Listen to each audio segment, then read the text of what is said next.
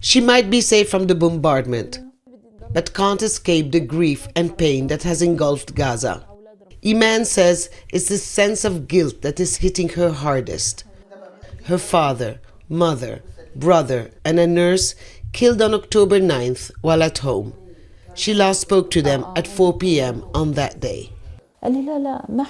My father kept on telling me, we're old people and why would they hit us? The Israelis know we're old, so why would they target us? I agreed. Now I'm thinking, why didn't I stay longer on the phone with them? The last words I told my mother were that I have to prepare dinner and I would call her back. I wished I'd stayed longer on the call. The next morning, Iman received the much dreaded news.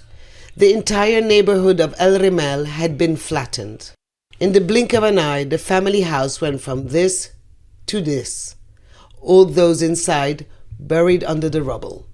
Iman managed to get the pictures of the bodies. We won't show them to you because they're absolutely gruesome, covered in rubble. Her mother missing her limbs and part of her head. And then the body of her father was retrieved 3 days later and was starting to decompose. It's a fear shared by the workers from Gaza who found themselves stranded in Israel when the war broke out. They came to the occupied West Bank for their safety. This man, who doesn't want to be recognized, says he hasn't heard from his wife or his 4 children in 4 days. I can't explain the feeling. I don't know anything. My wife, my children, my parents, I don't know if they're alive or dead. If I were there, I could have made them feel safer. My children need me. I'm their father, and I should be protecting them. My body might be here, but my mind is in Gaza. Rami also doesn't know about his family. He was on a medical visit in occupied East Jerusalem and says the Israeli police expelled him to Ramallah. He has been trying to reach his wife for a week, without success. They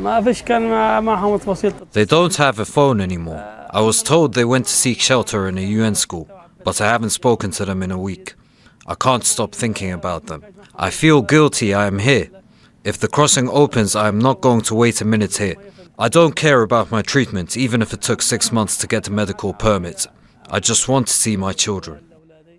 Rami fears they could be among those who were killed as they heeded Israel's evacuation order to go south of the Strip, or among those who were killed when a UN school was hit. He simply doesn't know. These are just a few stories of war and distress, common to so many, trying to survive as Gaza crumbles in front of their eyes. Hoda Abdel-Hamid, Al Jazeera, Ramallah.